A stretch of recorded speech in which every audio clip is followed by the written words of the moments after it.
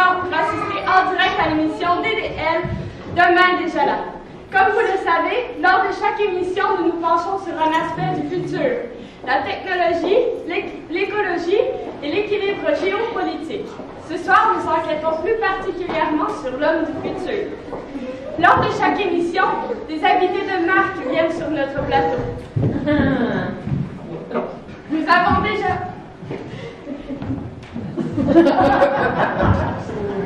avons déjà eu des prix Nobel et des chefs d'État.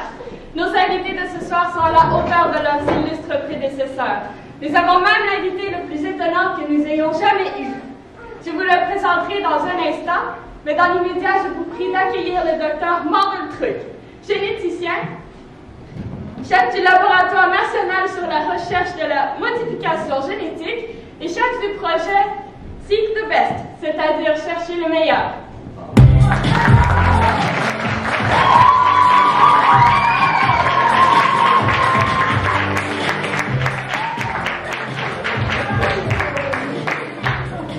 Bonsoir, docteur. Vous avez fait bon voyage? Vous avez 6 minutes de retard sur le programme. Et la température sur le plateau devrait être baissée de 2 degrés. Puis excusez le retard. Je sais que vous appréciez la ponctualité. Le temps est à la base de la vie. Une explosion, une seule explosion à un moment précis de l'éternité. Il fallait une harmonie parfaite pour que du chaos surgisse la vie. Vous faites allusion au Big Bang? Nous allons vous apporter une boisson rafraîchissante. 3 décilitres d'eau et un glaçon, s'il vous plaît. Bien sûr.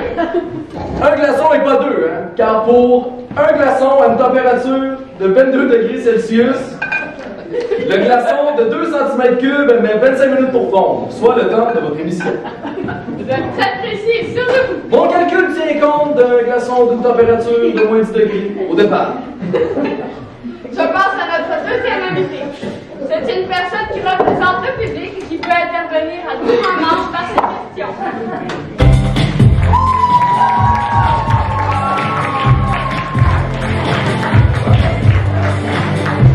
Avec tous, il s'agit de la célèbre Chris Mirabel. Vous êtes en pleine forme. Oh, merci. Oh, justement.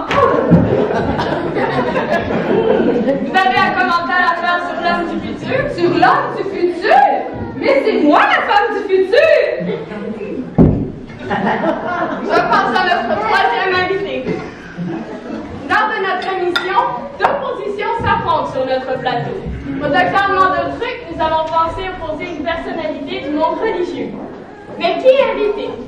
Qui pourrait donner la réplique au célèbre docteur Mandeltruc? Notre collègue du service culture et spiritualité nous a fait une proposition étonnante et je l'ai invité à venir nous en parler.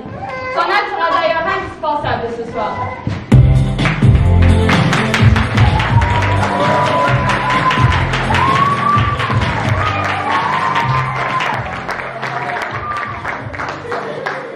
Bonsoir, Marie. Oui, bonsoir.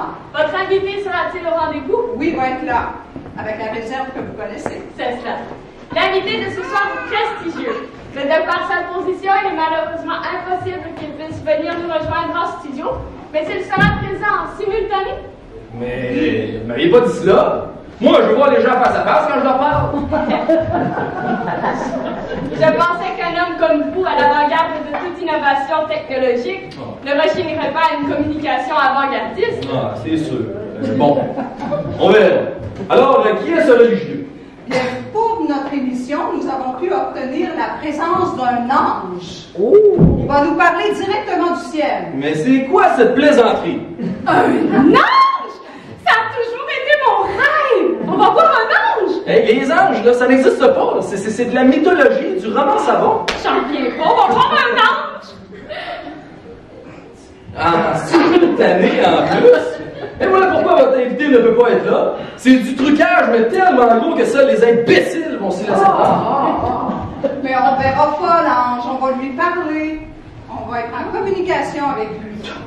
Oh, quelle fumisterie. Je ne m'attendais vraiment pas à ça.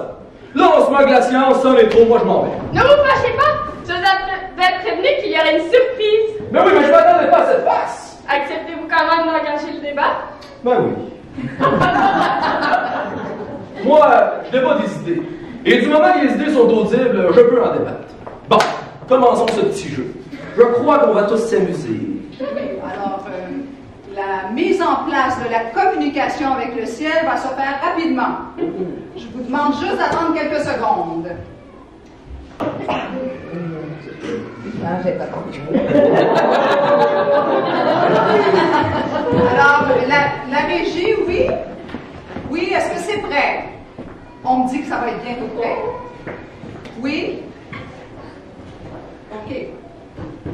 Monseigneur Gabriel, est-ce que vous m'entendez? Oui, je vous entends très bien. C'est un ange qui parle. Restez en ligne, on va vous revenir d'ici peu. C'est vraiment un ange.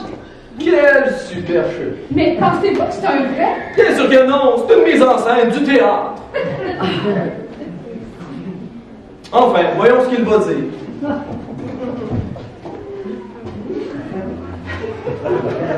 Mais est-ce qu'il fait beau là-haut? Voilà vraiment le genre de questions stupides qui ne mènent à rien. Docteur Mandeltruc, je vous en prie, le public peut poser les questions qu'il veut. C'est bon. Que la fête commence!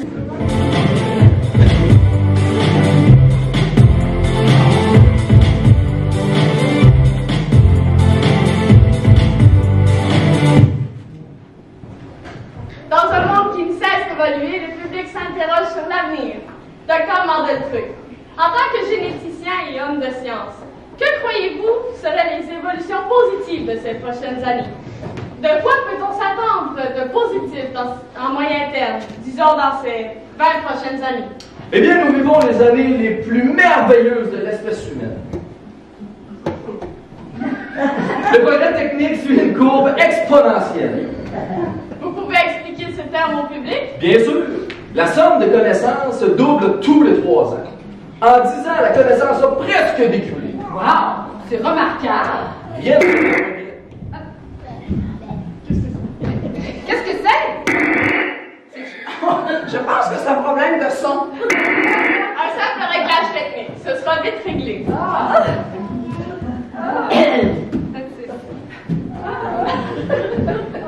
Excusez-moi. Non, du tout. Mais moi, je pensais que rien n'arrêtait la science. Ce problème n'a rien à voir avec la science, mais avec les incompétences humaines. Il y a des gens qu'on n'aurait jamais dû laisser venir au monde. Mesurez vos propos. Le monde est infesté de gens incompétents. La science est si souvent ralentie par ses arriérés. Vous appelez les gens maladroits des arriérés. Eh bien, ils ne font pas la crème de la société. Mais parfois, oui. Jamais. Revenons à ma question, Dr. Mandeltruc. Quelles sont les évolutions positives de ces prochaines années? Est-ce que la bourse va reprendre? Le Dr. Mandeltruc n'est pas un économiste, mais un généticien.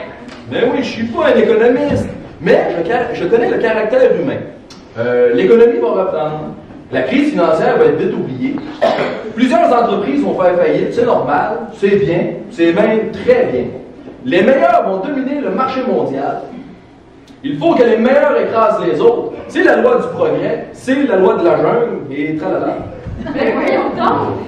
Mais on ne devrait pas réglementer le marché pour protéger les moins riches? Ben oui, et les plus faibles. Parce qu'à chaque fois qu'une compagnie fait faillite, ça veut dire qu'il y a des gens qui tombent sur le chômage. Non, il ne faut pas intervenir. Il faut laisser la loi du progrès faire son œuvre. C'est la loi de la sélection naturelle. Ben, c'est cruel. L'homme est un génie. Enfin, il est en train de devenir un génie. Dans mon laboratoire, on espère modifier certains gènes. Escargogènes. Ceux qui ralentissent l'activité du cerveau. Comment appelez-vous ces gènes? Escargogènes. C'est un chercheur, un Montréalais d'origine italienne qui les a découverts.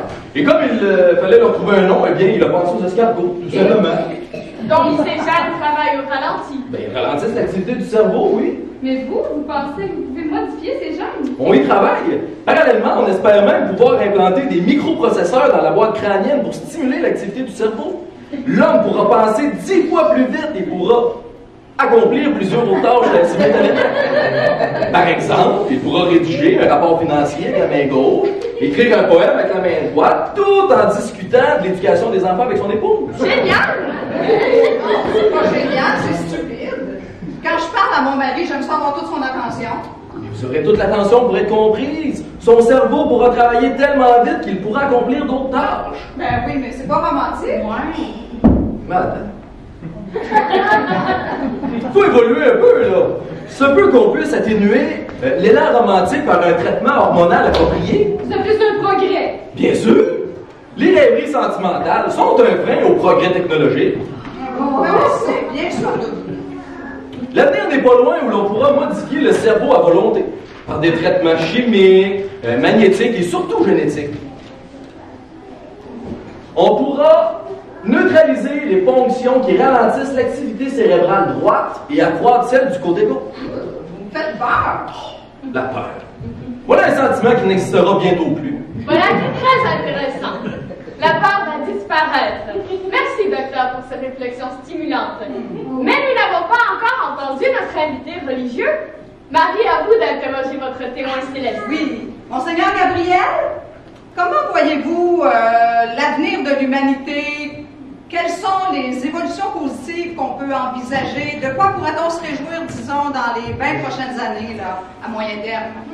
Oui, se réjouir. Bien sûr, il y a bien des choses dont on pourra se réjouir. Mais permettez-moi de vous dire, après ce que je viens d'entendre, que beaucoup de choses vont faire pleurer. Oh, les propos du docteur Mondetruc font frémir. Je vous interromps tout de suite, Monseigneur Gabriel. Vos craintes ne nous intéressent pas. Dans notre émission, nous nous concentrons sur les choses positives. Nous laissons à d'autres le soin d'élaborer des scénarios catastrophiques.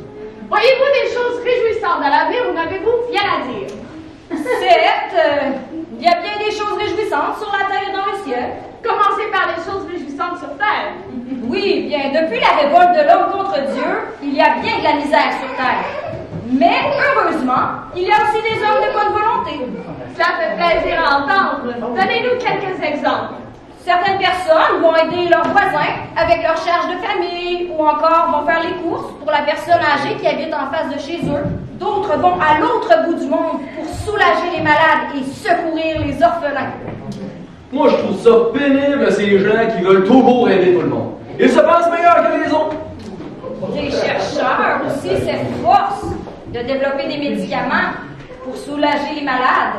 Et d'autres luttent contre les corruptions et perversions en tout genre. Le monde va-t-il s'améliorer? Oui, à long terme, mais à court et moyen terme, pas vraiment, parce que rien ne va changer fondamentalement. Localement, ici et là, il y aura davantage de fraternité, mais globalement, le mal va dominer et les perversions vont même augmenter. Le statu quo avec une tendance à la baisse. C'est exact. Une baisse même très forte à un moment donné. Le mal se généralisera. Les parents trahiront leurs enfants et les enfants leurs parents. Je déteste ces scénarios apocalyptiques. Ça vous enlève tout désir de combattre. Oui, là, je suis d'accord. C'est vraiment déprimant. C'est décourageant. C'est pourtant la réalité qui vous attend. Revenons aux choses positives. Vous parliez du long terme. Les choses semblent s'améliorer. Nous ne sommes pas obligés de rester découragés. Comme toujours, les choses finissent par s'arranger. Non, ce n'est pas comme toujours. Ce qui attend le monde, c'est une transformation radicale. Une transformation que le monde n'a encore jamais connue. Est-ce qu'on peut en savoir un peu plus? Madame Mirabel aimerait en savoir plus. Est-ce que vous pouvez nous expliquer davantage qu'est-ce qui attend l'humanité? Oui, Jésus reviendra sur terre pour établir un royaume de paix. De nouveaux cieux et une nouvelle terre seront créés. L'harmonie régnera entre tous les hommes. Arrêtez! Il n'y aura plus de meurtre, ni de vol, plus de mensonges, ni de tromperies. Les hommes vivront en harmonie avec Dieu. Stop, n'en rajoutez pas plus, j'en peux plus. Tout! Harmonie avec les hommes, harmonie avec Dieu. Moi, je trouve ça très beau. Oui. Au contraire.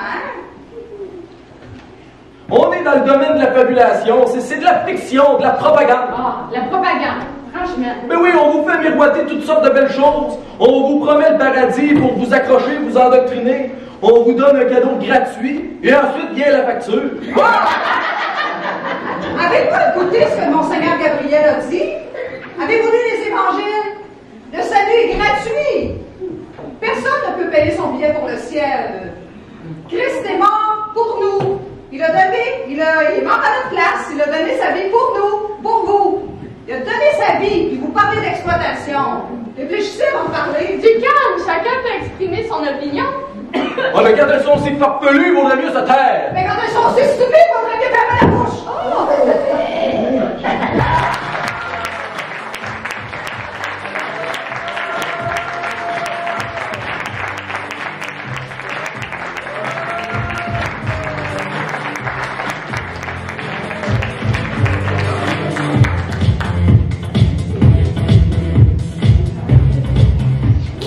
Revenons à notre thème. Demain déjà là. Chers invités, vous vous êtes exprimés sur les évolutions positives. Mais que doit-on faire pour atteindre ce monde meilleur? Quelles mesures concrètes devrait-on prendre? Docteur Mandeltruc. Bien, il faut contrôler l'humanité. Vous voulez abolir la démocratie? Oui, puis peut-être instaurer un régime de tyrannie et d'oppression. Je vous en prie, avant d'intervenir, laissez le docteur développer sa pensée. De l'ordre. Voilà ce qu'il nous faut. Il faut contrôler l'évolution de la race humaine. Concrètement, qu'est-ce que cela signifie? Contrôle accru de toutes les naissances. Obligation d'avorter en cas de déficience de l'embryon. Il faut tuer dans l'œuf tout être mal formé pour purifier la race humaine. Ben voyons, ça va pas? De même, il faudra imposer une limitation drastique de toutes les naissances. Par la force, si nécessaire. La qualité doit remplacer la quantité. Trop de bouches à nourrir pénalise la croissance d'un pays. De même, il faudra euthanasier toutes les personnes handicapées. Les soins palliatifs sont une charge considérable pour la société. Mais c'est effrayant! Mais tout se passerait sans douleur. Tout se passerait sans douleur physique peut-être, mais les tourments de la conscience, qu'est-ce que vous en faites? Quelle conscience? La vôtre! La conscience, ça n'existe pas. C'est l'invention des fabricants de religion là, qui s'en servent pour vous culpabiliser afin de mieux vous contrôler. Voilà qui est très intéressant. Un avenir prometteur est réservé à une petite minorité. Ben oui, un avenir sans cœur ni conscience pour les plus nantis. Monseigneur Gabriel, vous êtes bien tranquille? Vous avez demandé de laisser ce monsieur exprimer ses pensées. Selon vous, que doit-on faire pour atteindre ce monde meilleur dont vous parliez? Quelles mesures concrètes doit-on prendre? D'abord, il faut aimer son prochain en toutes circonstances. Mais ce qui permet d'atteindre le paradis ne tient pas de l'éthique. C'est drôle, moi je pensais qu'il fallait aimer son prochain pour aller au ciel. Le problème fondamental de l'homme se situe au niveau de sa relation avec Dieu. C'est la révolte de l'homme contre Dieu qui est à l'origine du mal. Oui, c'est ça. Non, oui.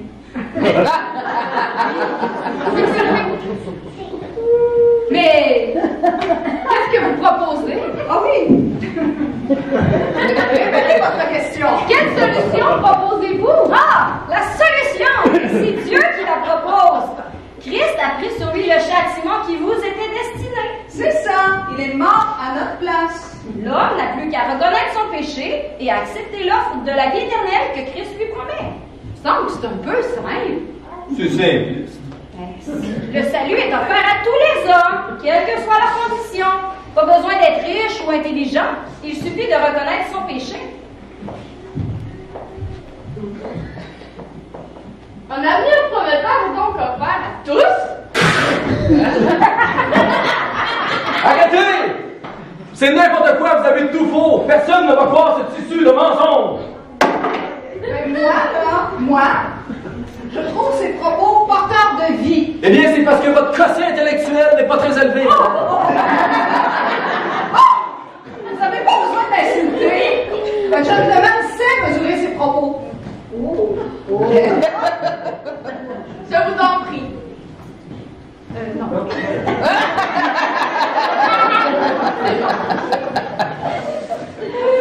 Je vous en prie. Il nous reste une dernière question à aborder. Il s'agit de Noël. Chers invités, vos visions sur le monde sont très différentes. Comment voyez-vous Noël? Quelles seraient les évolutions souhaitables pour cette fête? Docteur Mandeltruc. Noël. Ben, c'est la fête des lumières, de la bouffe et du commerce. Et vous trouvez ça bien? Bien?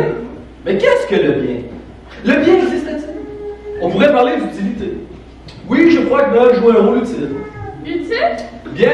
En période de morosité économique, une fête comme Noël peut redonner un peu d'oxygène aux au commerce et peut redonner un élan à la consommation. Noël viendra au secours de l'économie. Monseigneur Gabriel, Noël est-il une bonne chose? Si une fête permet de rapprocher les gens, c'est une bonne chose. Si les cadeaux permettent de transmettre un peu d'amour, on peut se réjouir. Si les démunis sont invités et entourés, on peut se réjouir. Mais si les gens se rapprochent de Dieu, c'est une très bonne chose. Voilà qu'elle mérite d'être claire. À Noël, des gens se tournent vers Jésus et cela entraîne une très grande joie dans le ciel. Eh bien, chers spectateurs et téléspectateurs, au terme de notre émission, il ne vous reste plus qu'à choisir quelle sorte de Noël vous voulez vivre. Voulez-vous faire la joie des commerçants en dépensant votre argent? Voulez-vous faire la joie des autres par quelques gestes d'amour? Voulez-vous faire la joie au ciel en acceptant la main que Dieu vous tend par Jésus?